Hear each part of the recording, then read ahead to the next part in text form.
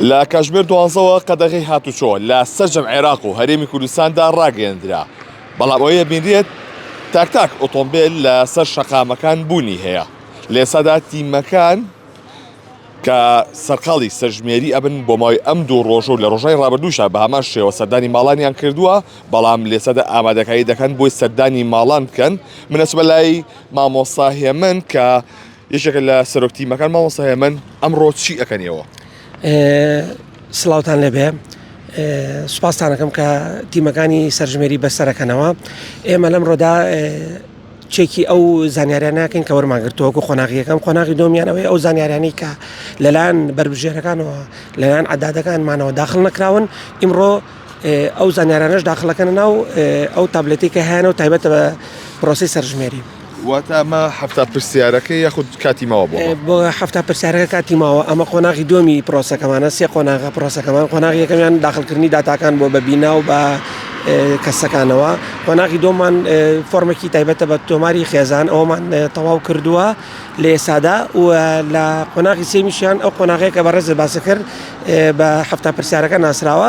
خۆی 5 تەوەر لە خۆیەگرێت، تەوەری شەهادەیە بۆ نمونە بڕوانامە، لەگە تەوەری تەندروستیە، تەوەری خۆشگوزارانیە کە بەڕاستی جۆرێک لە خەڵک پرسیارەکەی لەسەرەوەی ئەوە ستاندەرێکی عالمیە بۆ پرۆسی سەرژمێری کە تێیدا کۆمەڵێک پرسیار دەکرێت بۆ ئەوەی بزانن ئاستی خەڵک لە بژێوی خەڵک لە چیدایە. ئەوانە لەسەر ئاستی ستاندەری عالمی دانراون ئەو پرسیارانە. پرسیارێکیان تایبەتە بە مردوەکان، پرسیارێکیان تایبەتە بە تەندروستی کەسەکان. مامۆستا لە چەند ڕۆژی ڕابردووە گرفت لە هەندێک لە تابلێتەکانە هەبوو، ئەم گرفتانە چارەسەرکران؟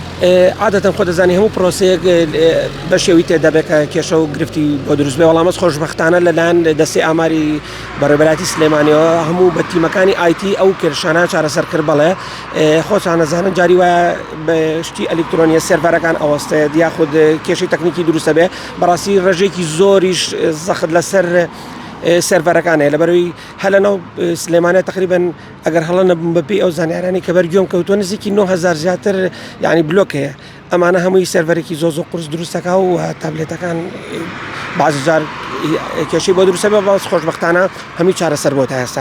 کاتژمێر چەند سەردانی ماڵانەکان خۆی بەڕاستی ئەگەر خەڵکی خێزانەکان هاوکار بن لەگەڵمانە ئێمە ئەتوانین تا درنگانی کچکە لەبەری تیمەکان خۆبەخشانە، یعنی بەڕاستی زۆر لە خۆ بردووانە کارەکانی خۆیانەکەن و لەسەر جستە و بەڕاستی توانای خۆیان کارەکەن بە نیسبەت ئێمە ئاسایی ئەگەرتا بۆ منە 12 شەویش بێ. بەڵامەس خۆ دەزانی عادەتەن شەوت لەوانێت تۆزێک زەحمەت بێ بۆی خەڵکەکان لەوانە ئیسراحەتکەن.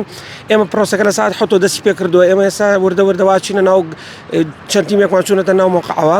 ئەمانەش وردەوردەوا ئێستا هەموو دابەشکاریەک و ئامادەکاریەکە کراوەشتە ناو مۆقعەوە و کاتی توانایانە بێ خێزانەکان وەڵامان بنەوەی ئێمە ئەتوانین ئیشکەین. بۆ بەڕێستا مامۆستای من عەزیز. بەڵێ ئەوەی کە بینین ئەمە یەشێکە لەو تیمانەی کە ئەمڕۆ لە شاری سلێمانی سەرقاڵی سەرژمێری هاوڵاتیان دەبن. وەک دەبینرێت تاک ئۆتۆمبیل بە سەر شەقامەکانەوەیە.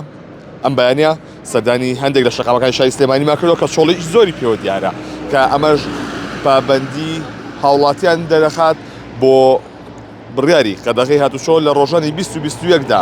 بەڵام ئەوەی کە هەیە ئەو تاکە ئۆتۆمبیلە لەوانەیە ئەمە لە تیمەکانی سەرژمێری بێت یاخود لە هێزە ئەمنیەکان بێت کە بچنە شوێنی ئەرکی خۆیان.